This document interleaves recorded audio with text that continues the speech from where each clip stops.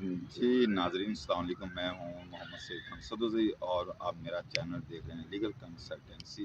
With سعید خان۔ میرے مہمان اس وقت لالہ عزت خان صاحب، یہ حق اور سچ کی بات کرتے ہیں اور بڑے کڑک اور صاف انسان ہیں،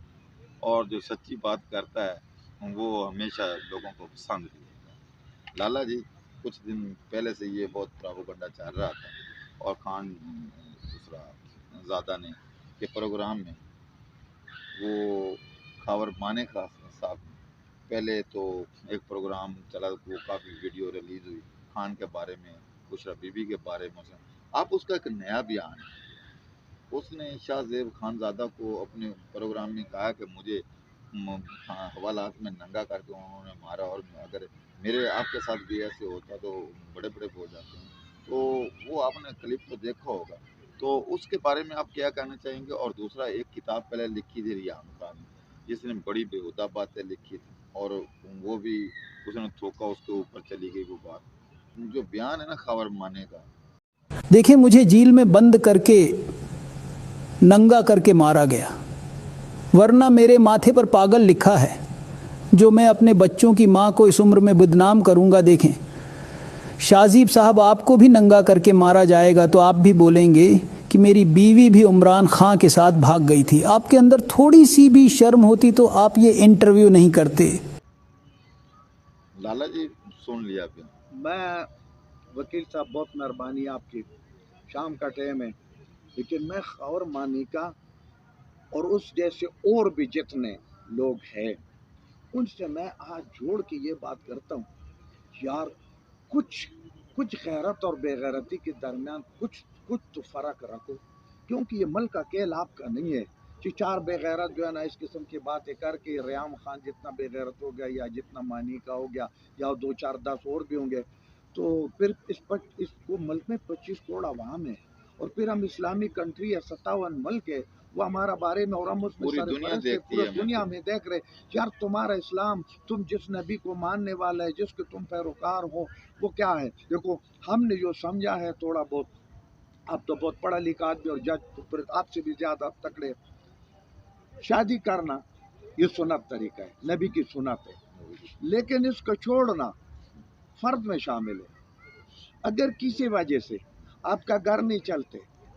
کوئی آپ کو پتہ ہے کہ یا میرے وجہ سے اس کو تکلیف ہے یا اس کے وجہ سے آپ کو تکلیف ہے، یا مطلب اس کا، تو نبی علیہ السلام نے اس سے ایک سے زیادہ شادی کیا، اور ان بیواؤں سے کیا کہ جو دوسرا لوگ چھوڑ کے، ایک تو بیوہ کے ساتھ شادی کرنا اس لیے جائز ہے کہ ایک تو اس کو سر کا سایہ مل جاتے، معاشرے کے خرابیوں سے بچ جاتے، اور دوسرا یہ کنسپٹ پیدا ہو کہ جناب انسان جو ہے نا وہ مذہب میں اجازت دیتے۔ خاور مانیکا کا اس وقت کا بیان، پھر اس شاہ زیب خانزادہ کو ایک اور دے کے بیان، پھر اس کے اپنے بیانات، اور آج ایک اور بیان، یہ 4 بیان ہے جو میرا پاس بھی موجود ہے، دنیا کے پاس ہے، با خدا ایک بیان دوسرا سے لاتعداد تضاد رکھتے۔ پہلا طرف اس نے بولا تھا کہ بھائی ہمارا گھر کے اندر مذہبی معاملات تھا، ہمارا جو مذہبی معاملات تھے پیری موریدی والا، وہ ہمیں علیحدگی کا مشورہ دے رہا تھا، تو میں اور بشرا بی بی مرضی سے الگ ہوا ہے، ٹھیک ہے، یہ اس کا پہلا بیان تھا۔ پھر اس پہ دوسرا بیان اس کا آ گیا جو میرے معلومات ہیں کہ بھائی دنیا کا بے شک گو کہ مجھ سے الگ ہو گیا، لیکن بشرا بی بی دنیا کا نمبر 1 پاکیزہ خاتون ہے، اس مانی کا صاحب نے کہا۔ اس کے بارے میں کوئی لفظ آپ نے نہیں بولنے اور نہیں کرنے، کیونکہ وہ پردے کے بارے میں، نماز کے بارے میں، اور مطلب ہے وہ بہت سخت مزاج ہے، حالانکہ اس کا پچھلا زندگی بھی ہمیں معلوم تھا کہ غالباً وہ کسی شو بزنس سے بھی، لیکن انسان کے لیے کوئی پابندی نہیں ہے،